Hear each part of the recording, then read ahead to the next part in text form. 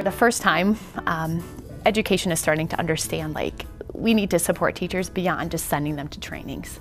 Because research shows you can go to a training, but then you're going to come back, and usually it either sits on your shelf in a binder, or you're like, oh yeah, someday I'm going to really get at that. Well, that someday never comes. As an instructional coach, I am just like you. I'm a teacher, I'm your equal. I'm not an administrator, I'm not an evaluator.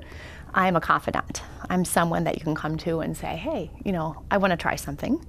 And it's my job to support you in that goal, to give you the knowledge base that you need to be successful, and to help you along the way. Part of coaching is you have to have a relationship built with your colleagues, a really tight, confidential relationship. I just had a really amazing year with, especially one classroom in particular. She and I were always really open.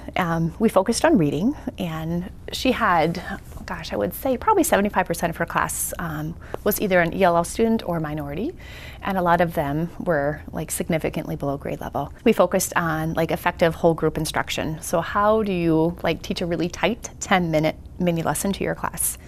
I modeled that, we researched together, she watched me, I in turn watched her, very structured. Through everything, it was always data driven.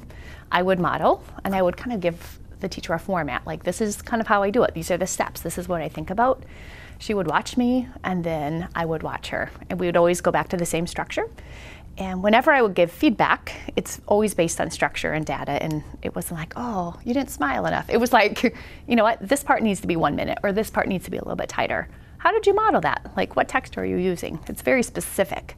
And what we found is by the end of the year, 100% of the students made between 1 to 1.5 years of growth in their reading from beginning to end.